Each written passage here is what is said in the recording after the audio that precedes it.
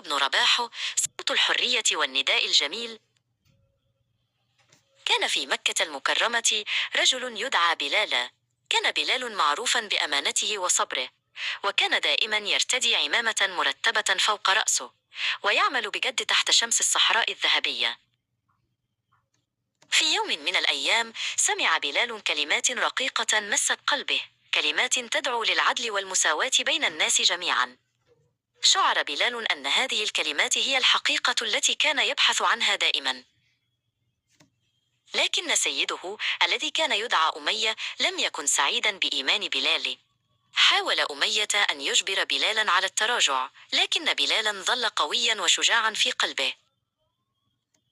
أخذ أمية بلالا إلى قلب الصحراء الحارة في وقت الظهيرة، ووضع صخرة كبيرة وثقيلة على صدره ليؤلمه. ورغم كل هذا التعب لم يتوقف بلال عن قول كلمة واحدة: أحد، أحد.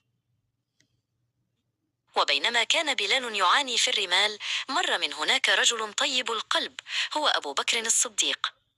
عندما رأى ما يحدث لبلال شعر برغبة شديدة في مساعدته وإنقاذه. وحدث معه بوثقة.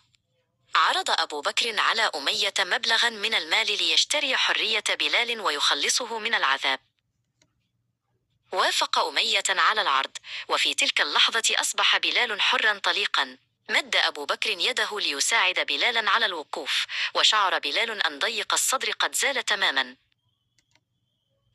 انطلق بلال مع صديقه الجديد نحو حياة جديدة مليئة بالكرامة.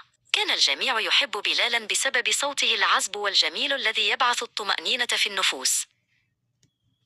وبسبب صوته الرائع اختاره النبي صلى الله عليه وسلم ليكون أول مؤذن في الإسلام. صعد بلال إلى مكان مرتفع، ووضع يديه على أذنيه، ورفع صوته بالآذان لأول مرة. وهكذا أصبح بلال رمزا للحرية والشجاعة، وصوته يتردد في كل مكان داعيا الناس للخير والصلاة. علمنا بلال أن الإيمان يجعل الإنسان أقوى من الصخور. لا تنسوا عمل لايك والاشتراك في القناة.